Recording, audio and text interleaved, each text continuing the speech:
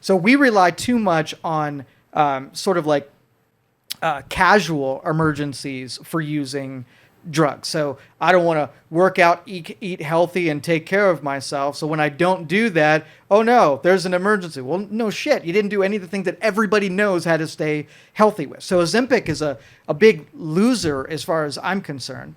Because yes, there are health problems because people got overweight. And while they were going overweight, they knew they were going overweight. And so now we're at the position where like, okay, you need a lung transplant and you smoked your whole life. You don't fucking deserve the transplant because you had ample opportunities to take care of your lungs before right now. And there's some dude who needs that lung that didn't make all of your bad choices up to this point. He deserves that lung.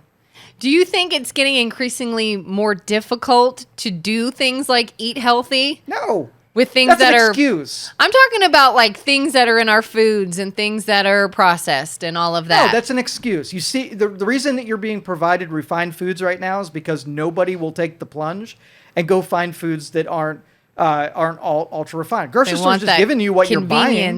You've seen how many healthy restaurants have gone out of business in the last 2 years, right? Why? Yeah. Because they're selling the good stuff and they're competing against the crap, and the crap is winning. Right? Yeah, I mean, it's probably a little more expensive. It's not really. When you're addicted to the bad, quick, and cheap. It's not really, though. It's not more expensive. People say that all the time. We got an endless train of excuses about why we won't do something. I'm on the side of you just want to do the bad thing, and you're thinking, and you want to just basically give yourself a pass on making freaking bad choices. Oh, yeah.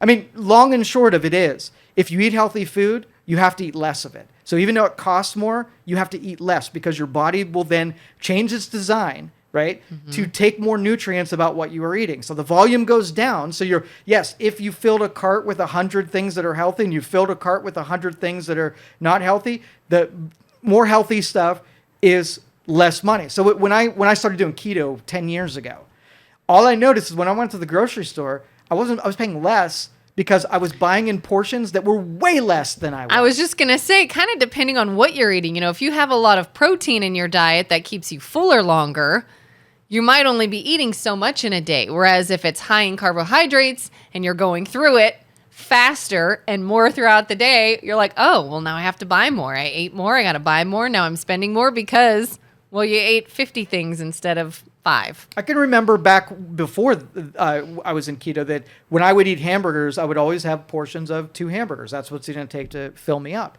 And now I could probably get as much nutritional value out of a half of a hamburger. Because remember, if your body's not designed to break food down and give you nutrients out of it, all you're doing is converting that stuff to shit, and that's it. Like, you didn't get any value out of it. So you had to eat a shit ton of it. What do you think happens? Your body just balloons up because it's getting twice the amount of the bad stuff as well. So if I take something, I can eat a half a hamburger, and I bet you I get more nutritional value than if I ate 2 when I was eating carbohydrates and high glucose stuff. So how about the people then that say that they've got some sort of chronic issue with their body? A doctor's like, oh, it's hormonal or it's whatever. It's this factor you have no control over, and this is what you need to deal with it. Yeah, and it is bullshit, right? And again, if you go back in time, get in your time machine and go back and you let someone evaluate what you're about to do and tell them what the end result, they're going to say something like, if you keep this up, you're going to have some chronic illnesses. So we're talking about like after you've made all the choices in the position that you're currently in, and is it good to now reverse the process, right? Yeah, oh sure. Now you've got pharmaceutical dependency because of all the choices that you made in the 20 years to get to this point. But you had all that information, and you made those choices. Nobody else made them for you.